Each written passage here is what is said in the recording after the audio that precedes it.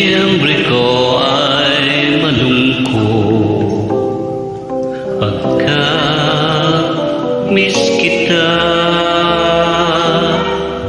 Ano mang pilit kong magsaya, miss kita.